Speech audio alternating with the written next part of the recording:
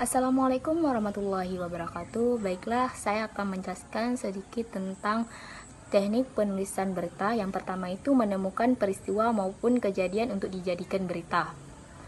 Yang kedua itu mencari sumber berita.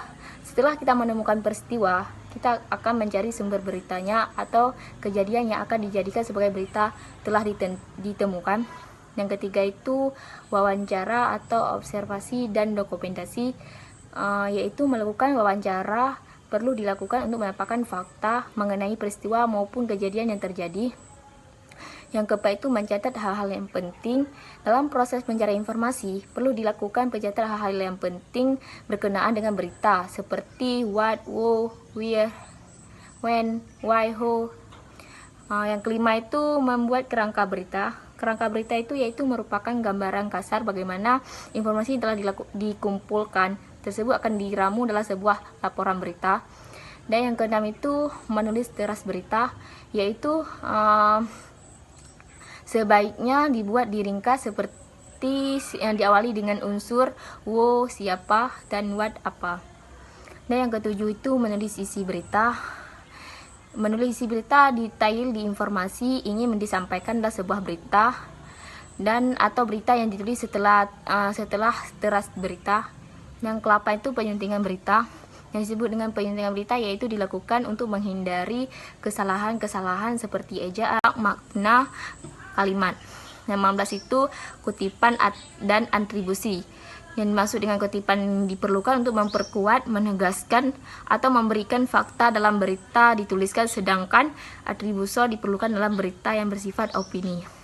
Sekian dari penjelasan teknik penulisan berita. Kalau ada kekurangan saya mohon maaf. Assalamualaikum warahmatullahi wabarakatuh. Atau tata bahasa, makna kalimat yang akan dipublikasi juga harus memperhatikan agar tidak melanggar kode etik jurnalistik.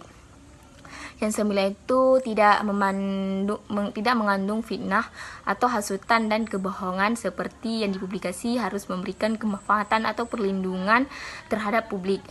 Dan yang ke-10 tidak menonjolkan untuk kekerasan atau sosialitas perjudian dan penyalahgunaan narkotika dan obat-obat terlarang. Berita yang dibuat dan disisirkan kepada publik yaitu untuk mempertimbangkan munculnya kemungkinan ketidaknyamanan publik. Dan yang 11 itu tidak mempertentangkan suku, agama, ras, dan atau golongan. Dalam penulisan berita diwajibkan menghormati perbedaan suku, agama, ras, dan golongan, baik itu kelompok golongan berdasarkan perbedaan budaya, usia, gender, maupun sosial ekonomi. Yang ke-12 itu tidak merendahkan nilai-nilai yang berlaku dalam masyarakat, seperti yang kepada publik untuk mempertimbangkan munculnya kemungkinan dalam penulisan berita akan disiarkan kepada publik perlu menunjukkan sikap menghormati nilai dan norma, kesopanan serta kesusilaan. Yang ke-13 itu tata bahasa dan kosakata. Dalam penyusunan kalimat gunakan tata bahasa yang sesuai dengan kaidah bahasa Indonesia. Yang ke-14 itu tanda baca dan struktur kalimat. Tanda baca yang diperlukan untuk melakukan pengembangan kalimat pasti